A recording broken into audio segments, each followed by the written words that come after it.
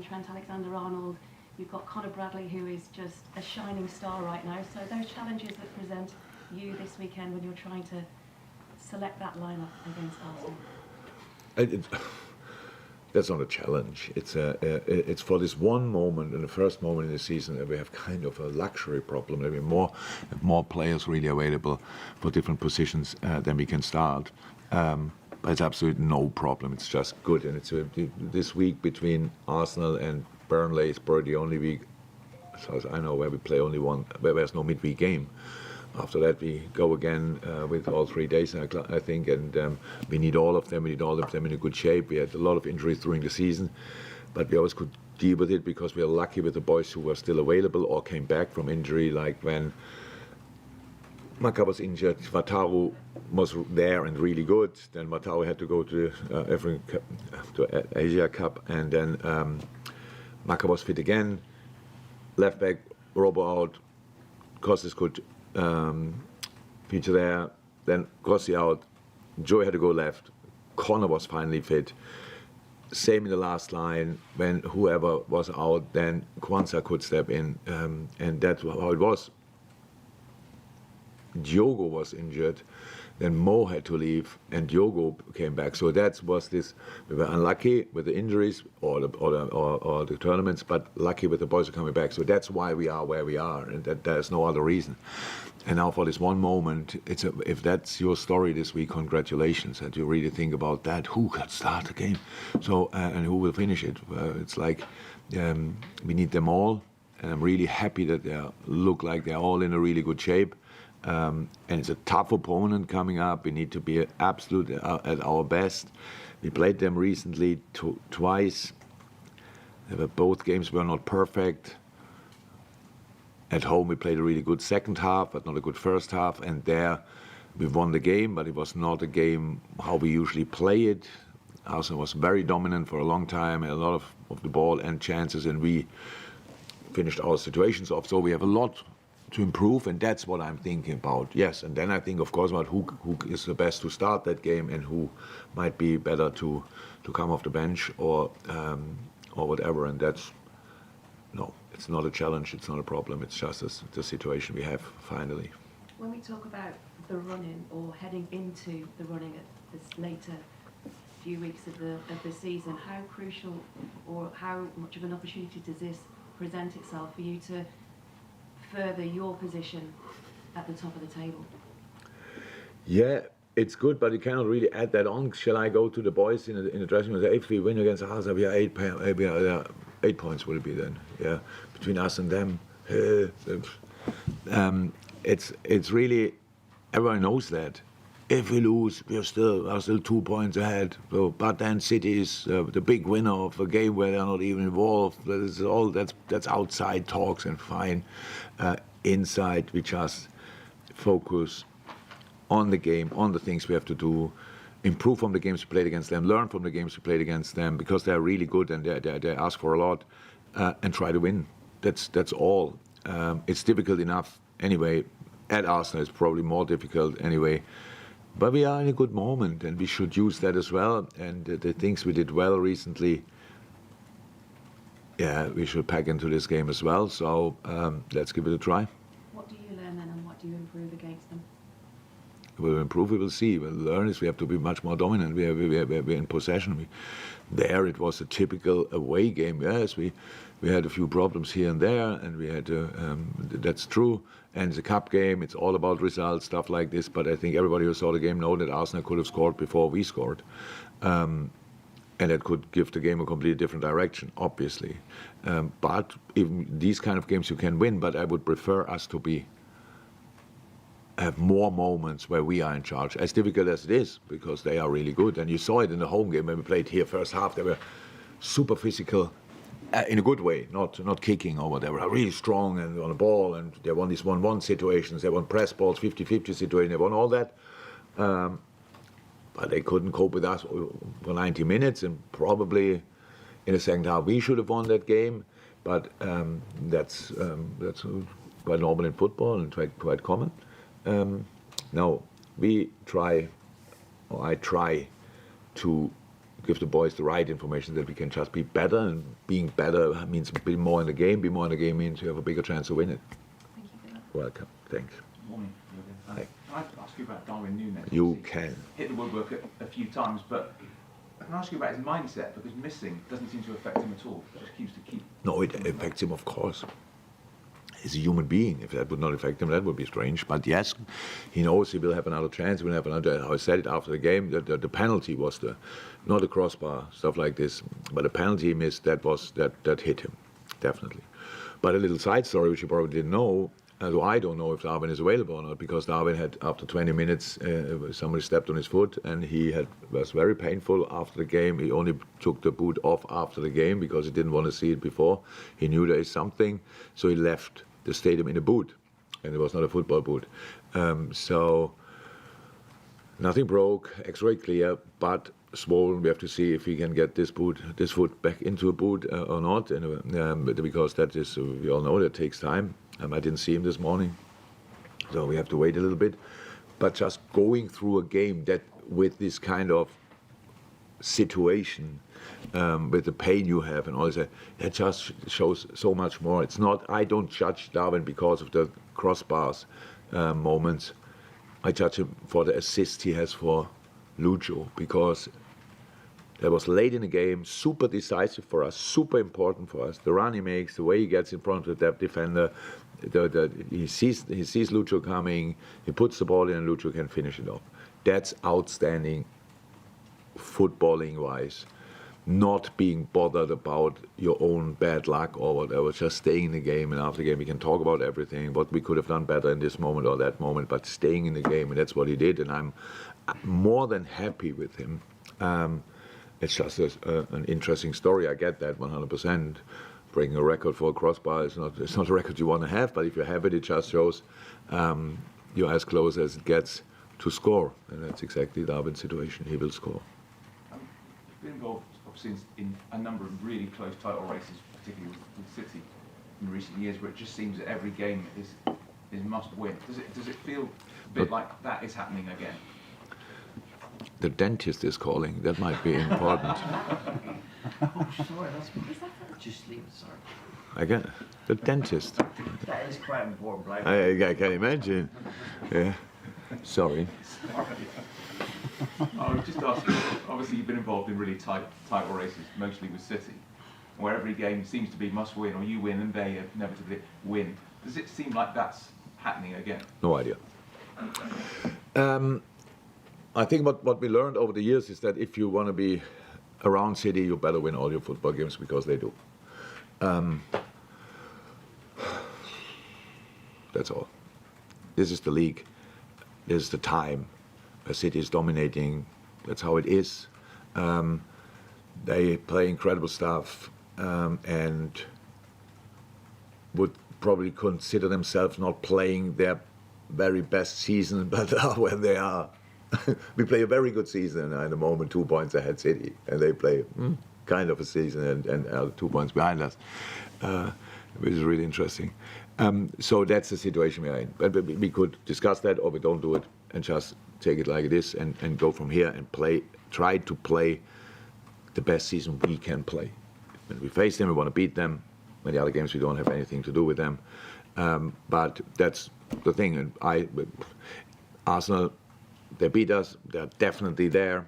They don't beat us, then ask them or other people. I don't know what that means. But it's so many games to come. We always judge them at the moment, and then it's like, but by the way, you play there. You can lose all these games. Unfortunately, that's how it is. You can win them as well. That's cool, but you could lose them as well. And then you lose key players in the absolute wrong moment, and we all have to get through this. So you ask these questions, you try to get answers. The only problem is we cannot give the answers. And not only we cannot give the answers because we don't know, but we will try to make it as hard as somehow possible for everybody who wants to finish the season above us. And let's see if we can do that. It's just what we want to try.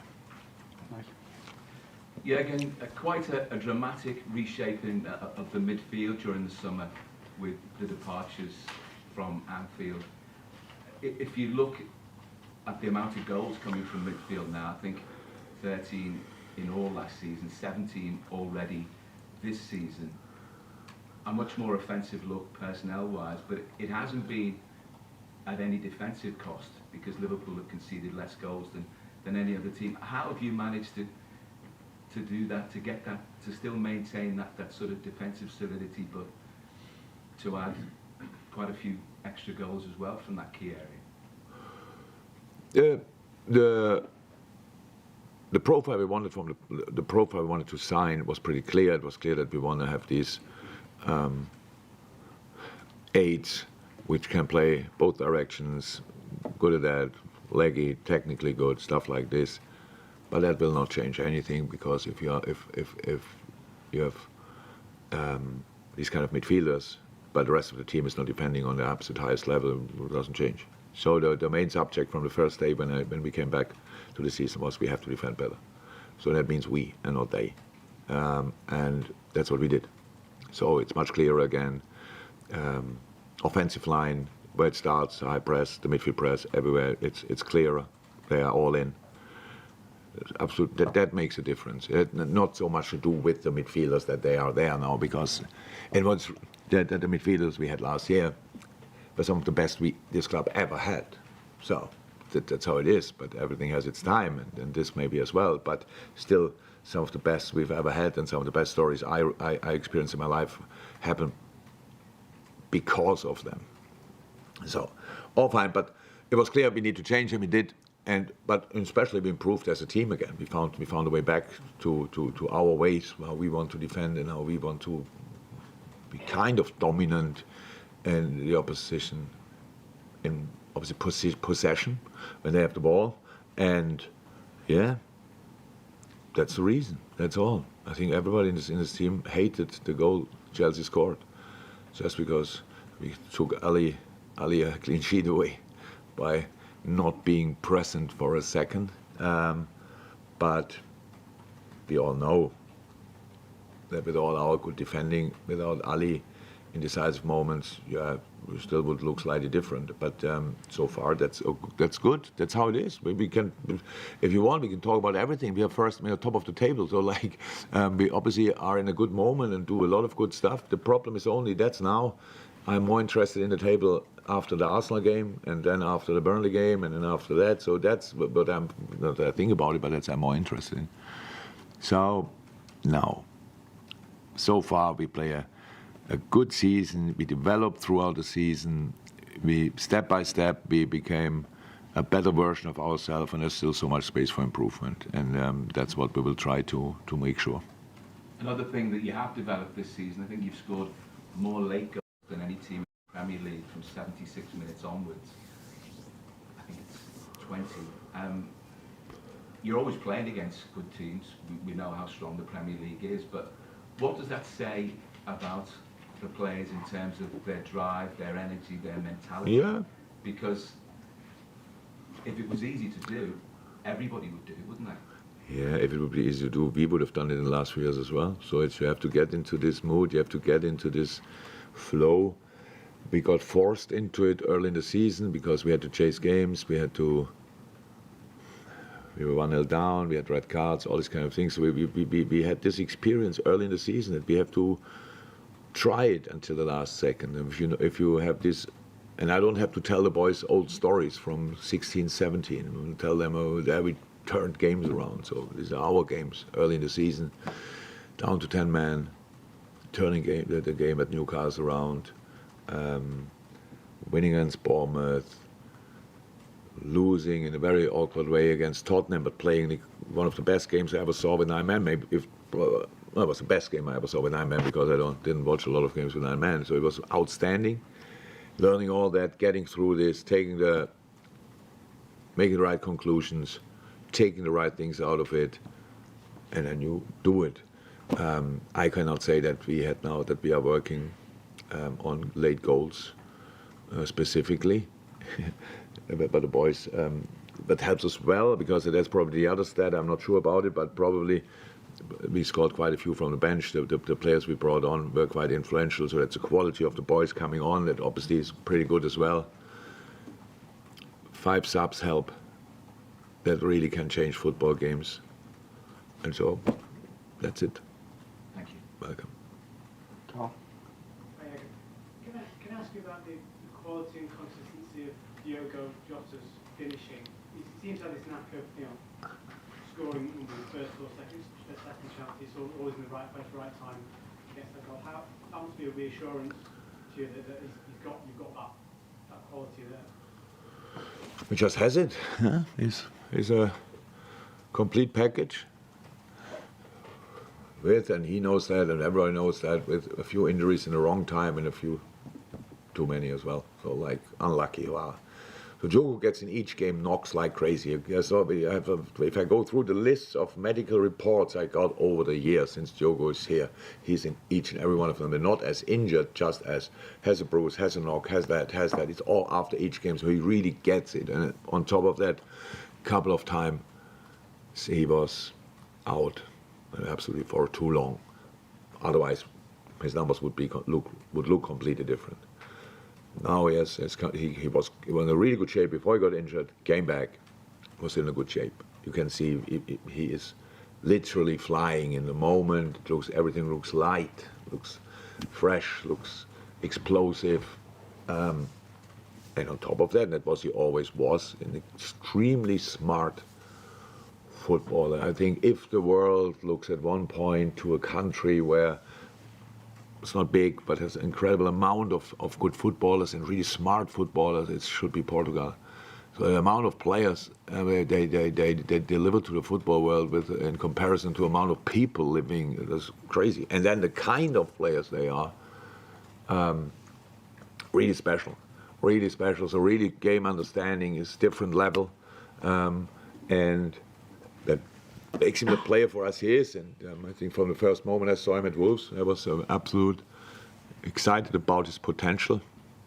Can play all three positions for us up front, which is very special, especially in a moment when Mo is not here.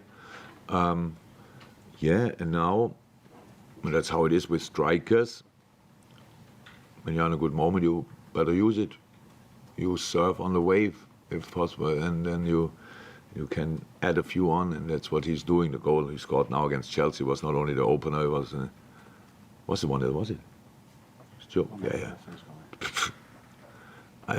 Unbelievable goal. But you only can do that and have that idea to get through these two guys when you are full of confidence. And he did that, and it was fantastic. And gave this game the right direction for us. Any more? Just one more. Hi again. You touched on midfield before. Alexis McAllister, he's already grown into that number 6 role. How impressed have you been with his performances this season? Very. I'm over the moon about. So many things now I said now about Portuguese players. I could say them probably. I'm not sure all Argentine players. I don't know that many, but Macca is the same in midfield, just like a football doctor. I don't know. It's a wonderful story with the dad and the uncle and the cousins and the brothers and our footballers and analyzed games already as kids. And but that is what did you see in the game? I could not thank his father enough for that knowledge. And education. Playing the position the way he plays, very special, very, very special, super aggressive, super smart, and his contribution for all our play in possession is extremely important. So we had that not now.